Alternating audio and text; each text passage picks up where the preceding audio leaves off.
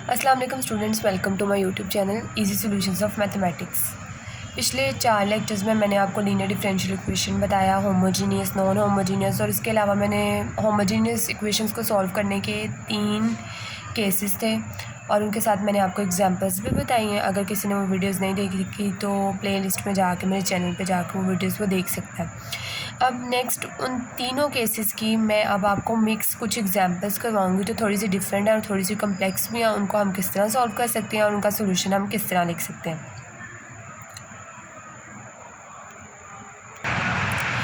तो ये लिख दिया मैंने। सबसे पहले ये वाली एग्जांपल हम लोग करेंगे।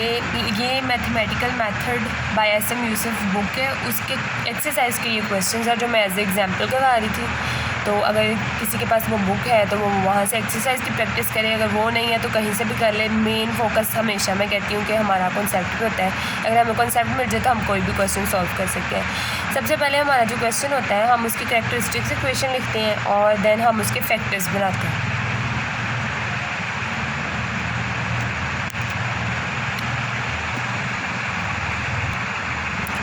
तो ये मैंने क्वेश्चन लिख दिया। अब इसके रूट्स बनाना जो है ना वो थोड़ा सा मतलब कि इसके रूट्स बनाना थोड़ा मुश्किल काम है। मतलब ऐसे तो नहीं बनेंगे, इसके लिए हमें सिंथेटिक डिवीजन यूज़ करनी पड़ेगी जो हम लोग पहले भी यूज़ करते हैं। तो इसलिए मैंने पहले ही लिख लिया since d is equal to -1 is a root of characteristics equation. मतलब कि हम सबसे पहले क्वेश्चन को देखते हैं और रफली हम लोग इसकी इस तरह से डिवीजन बना के मैं करके दिखाती हूँ। पहले यहाँ पे हम क्यूब की फॉर्म में, पॉलिनोमियल फॉर्म में हो तो हम इस तरह से उसके रूट्स बनाते हैं। सबसे पहले d के साथ 1 है, स्क्वायर के साथ -4 है, यहाँ पे d के साथ फिर 1 है और सिंपल यहाँ पे 6 है। ये हमारे पास आ गया। फिर हम रफली देख लेते हैं कि इसका रूट कौन सा बनेगा। वो वैल्यू लेनी है जिससे हम सॉल्व करें तो ये इसके नीचे आके हमारा यहाँ पे 0 बन जाए। जैसे कि अगर हम -1 लेंगे तो ये 1 वैसे ही नीचे -1 और ये बन जाएगा -5। ऐड करेंगे तो फिर ये 5 + 5 आ जाएगा। इस -5 को इससे मल्टीप्लाई करेंगे तो ये बन जाएगा 6 और इसके साथ मल्टीप्लाई करेंगे तो ये बन जाएगा -6 और जब इन दोनों को ऐड करेंगे तो ये 0 बन जाएगा। तो यहाँ पे 0 आ गया, इसका मतलब है -1 हमारा रूट है। तो ये चीज़ हम रफ पे देखेंगे ताकि फिर नीट पे डायरेक्ट हम लिख देंगे कि since d is equal to -1 is a root of characteristics equation so we use synthetic division in order to find the other roots. तो एक रूट तो हमारा -1 निकला है, लेकिन हमें बाकी 2 निकालने के लिए, अब ये क्यूब में था, एक 0 हो गया तो इसका मतलब है स्क्वायर में कन्वर्ट हो गया। तो d² -5d + 6 is equal to 0। ये हमारे पास आ गया स्क्वायर में। अब हम इसके रूट्स बनाएंगे। तो ये मैंने डायरेक्टली देखे अब इस स्क्वायर में कन्वर्ट किया था, मैंने इसके रूट्स बना लिए जो कि हमारे पास d - 2 और d - 3 इज़ इक्वल टू 0 बन गए। अब हमारे पास रूट्स के आगे एक तो रूट हमारा -1 है, दूसरा हमारे पास +2। जब इनको d - 2 को 0 के इक्वल करेंगे तो +2 आ जाएगा, +3 आ जाएगा। तो हमारे पास ये तीनों रूट बन जाएंगे। और अब हमने इनका सोल्यूशन लिखना है और इनका डायरेक्ट सोल्यूशन जो कम्प्लीमेंट्री मैंने आपको बताया था कैसे लिखते हैं। तो इसका कम्प्लीमेंट्री फंक्शन हम कैसे लिखेंगे, y is equal to constant 1। तो पहला रूट हमारे पास क्या है, -1। तो हम क्या करते थे, e की पावर उसका जो रूट निकला होता था हम वो लिखते थे जो -1 है, रूट -1 लिखा और उसके साथ इंडिपेंडेंट वेरिएबल x आ रहा था प्लस c2 e की पावर। हमारे पास जो सेकंड रूट निकला है वो 2 है तो हम 2 लिखेंगे और x + c3 is equal to e3x। तो ये हमारे पास इसका कम्प्लीमेंट्री सोल्यूशन आ गया। और ये हमने इस तरह लिखा है क्योंकि जो हमारे पास रूट्स निकले हैं वो रियल भी हैं, ये सारे तीनों नंबर रियल हैं और डिस्टिंक्ट भी हैं यानी डिफरेंट भी हैं। तो इसका सोल्यूशन इस तरह से लिखते हैं। मैंने पहले भी आपको वीडियो में बताया था। तो अब हम एक और एग्जांपल नेक्स्ट करेंगे। अब अगेन एक एग्जांपल मैंने ले लिया। अब इसके भी, ये भी क्यूब के फॉर्म में था, इसके वो फैक्टर्स बनना भी मुश्किल थे, इसलिए मैंने इसको सिंथेटिक डिवीजन के ज़रिए से पहले रफली आप ये काम कर लें। वैल्यूज़ लिख रहे हैं 1 - 6 और इसके साथ 12 है और यहाँ पे -8 है। यहाँ पे अब वैल्यूज़ अपनी मर्ज़ी से डिफरेंट लेते रहे। मोस्टली 1 -1 2 -2 ये 4 वैल्यूज़ तकरीबन कोई ना कोई रूट बन जाता है जिससे हमारे पास ये वाली वैल्यू के नीचे यहाँ पे 0 आ जाता है। बहुत कम होता है, आपको आगे जाना पड़ता है। लेकिन अब मैंने रफली करके देख लिया था तो d इज़ इक्वल टू 2 है, वो जो है इसको 0 कर रहा है। ये 1 वैसे 2 मल्टीप्लाई करवाया, ऐड किया -4, फिर 2 मल्टीप्लाई करवाया तो -8 आ गया हमारे पास। उसके बाद इसको माइनस किया तो 4 आ गया, और 2 4 ये +8 आ गया। दोनों को ऐड करवाया तो हमारे पास 0 आ गया। तो यहाँ पे हमारे पास 0 आ गया, इसका मतलब है d=2 जो है हमारे पास इसका रूट है। तो आपने सारी इंग्लिश ये वाली लिख देनी है कि since d=2 is a root of characteristic equation, so we use synthetic division in order to find other roots. अब यहाँ पे हमारे पास ये d² - 4d + 4 = 0 बनेगा। अब हमने अगेन इसके फैक्टर्स बनाने हैं। खैर ये जो हमारे पास इक्वेशन बनी थी ये नज़र ही आ रहा था कि हमारे पास d-2 का होल स्क्वायर है। इसको खोलें तो दोबारा ये आ जाता है, लेकिन अगर हम इसके फैक्टर्स भी बनाएं तब भी हमारे पास यही आएगा। तो ये d-2 का होल स्क्वायर था, बंद किया और ये 2 दफ़ा लिख लिया हमने, स्क्वायर था, तो हमारे पास d = 2 आ गया। अब देखें हमारे पास जो d के फैक्टर्स लिख रहे हैं ये भी 2 है।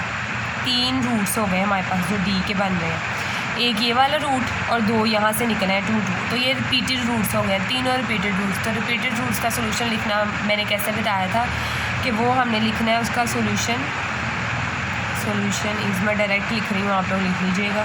अगर y = कांस्टेंट लिखते थे हम, e की पावर में पहला रूट 2x आ जाता था, प्लस फिर हम लिखते थे सेकंड कांस्टेंट c2, और फिर यहाँ पे हम x लगाते थे एक e फिर 2x ऐसे ही, प्लस तीसरा कांस्टेंट, और उसके बाद हम यहाँ पे कुछ भी नहीं, यहाँ पे x, फिर यहाँ पे x² लगा देते थे और e की पावर 2x। तो ये हमारे पास 3 रूट्स थे, तो हमारे पास ये तीनों में 3 तक कांस्टेंट तक हमने इसकी वैल्यूज लिख ली, और ये हमारे पास रिक्वायर्ड सोल्यूशन है इसका। जी तो नेक्स्ट जो एग्जांपल है वो हमारी ये है। अब मैं कुछ स्टेप्स डायरेक्ट भी कर रही हूँ क्योंकि मैंने आपको बाकायदा फॉर्मेट तो पिछली वीडियोस में भी बता दिया कि किस तरह से आपने क्वेश्चन को सॉल्व करना है। तो मैं थोड़ा डायरेक्ट काम करूँगी क्योंकि वीडियो में इतना टाइम नहीं होता, तो मैं एक एक करके स्टेप बताऊँ। तो डायरेक्ट कैरेक्टरिस्टिक्स इक्वेशन वो आप यहाँ पर खुद लिखिएगा, वो जो है हम यहाँ पर लिखेंगे वो है 22d + 24, ये कैरेक्टरिस्टिक इक्वेशन है हमारे पास। अब d की पावर 4 आ गई है, तो अगेन हमें फैक्टर्स रूट्स बनाने के लिए इसके जो है हमें सिंथेटिक डिवीजन यूज़ करनी पड़ेगी। क्यूब हो या 4 हो तो सिंथेटिक डिवीजन से इजीली रूट्स निकल आते हैं। अब हम इसमें सिंथेटिक डिवीजन यूज़ करेंगे। अब जैसा कि हमने देखा है कि d की पावर है 4, तो हमारे पास 2 सेक्शंस में ये क्वेश्चन सॉल्व होगा, क्योंकि पहले हम 4 पावर को हम 3 में डिक्रीज़ करेंगे और फिर 3 वाली पावर को हम स्क्वायर में डिक्रीज़ करेंगे। तो सबसे पहला रूट हम रफ में देखेंगे क्या है। तो पहला रूट -1 है जो इस वैल्यू के नीचे यहाँ पे 0 बना रहा है, तो ये 1 आ गया। तो -1 -5 6 -1 +1 24, सॉरी यहाँ पे कोई गलती हुई है, 7, ये +5 आएगा, सॉरी यहाँ पे +5 है ना, यहाँ पे -2, यहाँ पे +2 और ये 24 और ये -24। कैलकुलेशन की मिस्टेक थोड़ी बहुत होती रहती है। 0 अब ये हमारे पास क्यूब में चला गया, लेकिन हमें तो स्क्वायर में चाहिए, तो अगेन एक दफ़ा हम और इसकी करेंगे। तो नेक्स्ट जो हमारे पास रूट बनेगा वो -2 बन जाएगा, ये 1 वैसे ही आ जाएगा, ये -2, ये -7 7 to the 14, तो ये हमारे पास 12 आ जाएगा, और ये -24 और अगेन ये भी हो गया 0। तो हमारे पास d के 2 रूट्स हैं, -1 और -2, और d² -7d + 12 स्क्वायर फॉर्म में हमारे पास ये वाली वैल्यू बची। अब हम खुद चाहें तो मज़ीद सिंथेटिक डिवीजन से ही इसको भी सॉल्व कर सकते हैं, लेकिन ज़्यादा प्रेफरेबल यही है कि आप यहाँ से इसको छोड़ दें, क्योंकि इसके लिए सोचना पड़ता है कि रूट कौन सा बनेगा। तो ये करेगा, अब हम इसके फैक्टर बनाएंगे। तो ये हमारे पास है रिक्वायर्ड सोल्यूशन। सारे रूट्स डिस्टिंक्ट और रियल थे, डिफरेंट है, तो उसका सोल्यूशन सेम मैंने आपको जैसे पहले बताया, कांस्टेंट 1 पावर e की पावर में उसका रूट और 7x + c2 -2 पावर में और 7x, इसके बाद c3 सेम c4। ये क्वेश्चन भी एग्जाम्पल में सॉल्व हो गई। नेक्स्ट देखते हैं। नेक्स्ट है हमारे पास ये वाली एग्जाम्पल, मतलब कि क्वेश्चन जिसे एज एग्जाम्पल हम लोग कर रहे हैं। तो कैरेक्टरिस्टिक इक्वेशन लिखेंगे, वो है d4 + 4 = 0। अब इसको फर्दर सॉल्व करना है, रूट्स निकाल लेंगे। जैसे कि हमने पहले वाले क्वेश्चंस किए थे उसमें भी हमने d की पावर 4 थी, तो हमने सिंथेटिक डिवीजन यूज़ की थी। अब ये मैंने सिंथेटिक डिवीजन बनाई है, इधर मैंने काफ़ी सारे रूट्स आप रफली मैंने आपको फॉर्म बना दिया। अब यहाँ पे आप जो सा मर्जी रूट लगा के देख लें, ये इस तरह सॉल्व नहीं होगा, या सिंथेटिक डिवीजन से सॉल्व भी नहीं होगा। तो अब हम सिंथेटिक डिवीजन से नहीं करेंगे इसे। अब हम नेक्स्ट देखेंगे कि ये कैसे सॉल्व होगा। दोबारा से इक्वेशन लिखी, +4 = 0। अब नेक्स्ट हम देखेंगे कि कोई कंप्लीटिंग स्क्वायर वाला कोई फॉर्म बन जाए ताकि हम इस क्वेश्चन को सॉल्व कर सकें। तो सबसे पहले तो कंप्लीटिंग स्क्वायर के लिए हम लोग क्या करते थे कि सबसे पहले हम लोग जो हमें वैल्यूज़ दी हुई थी उनका स्क्वायर देखते थे। तो इसको पावर को ब्रेक करके देखते हैं, तो ये हमारे पास 2 × 2 में ब्रेक हो गई। उसके बाद प्लस इसकी पावर भी ब्रेक हो रही है, 2 स्क्वायर × स्क्वायर, तो हमारे पास 2 पावर्स में आ गए। सॉरी, 2 की पावर होल स्क्वायर 2 आ गया, तो ये 4 का बन गया। अब हम क्या देखेंगे कि a² b², तो +2 a एंड b। अगर इसको हमने ऐड किया है तो इसको माइनस भी करना पड़ेगा, d² × 2 = 0।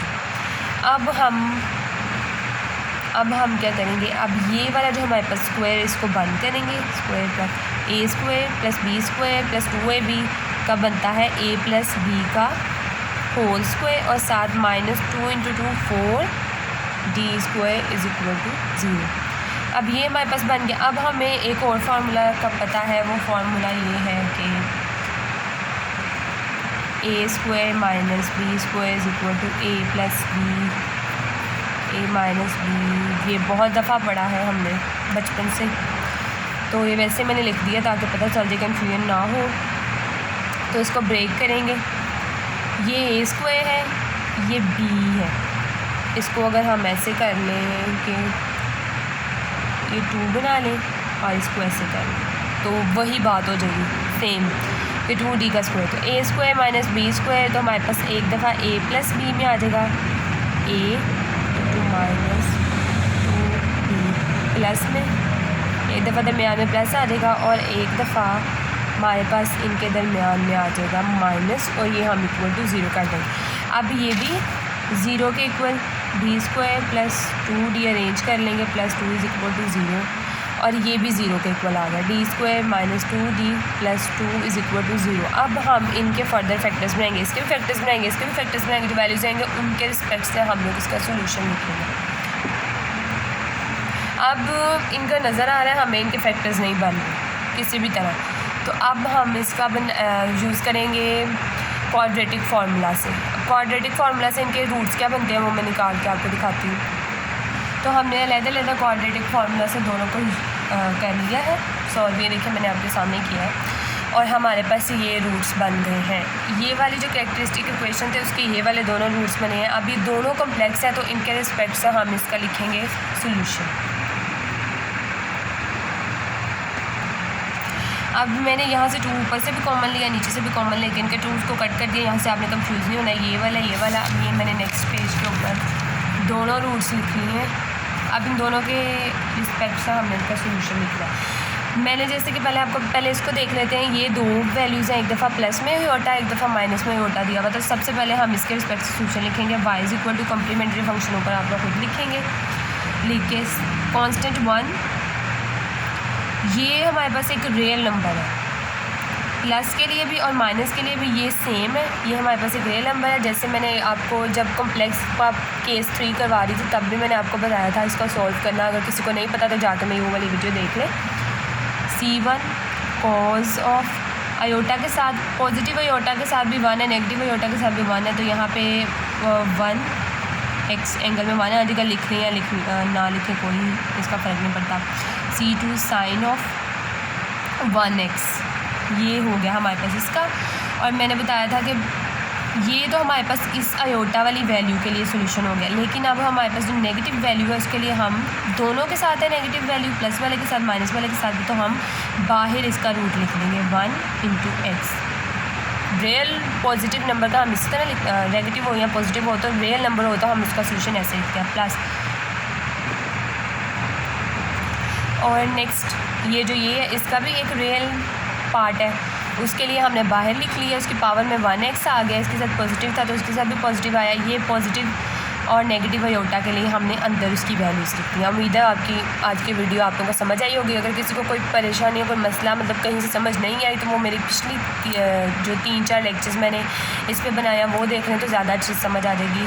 और नेक्स्ट वीडियो में भी इंशाल्लाह जो बाकी के एग्जाम्पल्स आएंगे मैं वो करवाऊँगी। अगर आपको मेरी वीडियो पसंद आई है तो मेरी वीडियो को लाइक करना मत भूलिएगा, मेरे चैनल को सब्सक्राइब करें और अपने फ्रेंड्स के साथ भी शेयर करें। Thank you so much.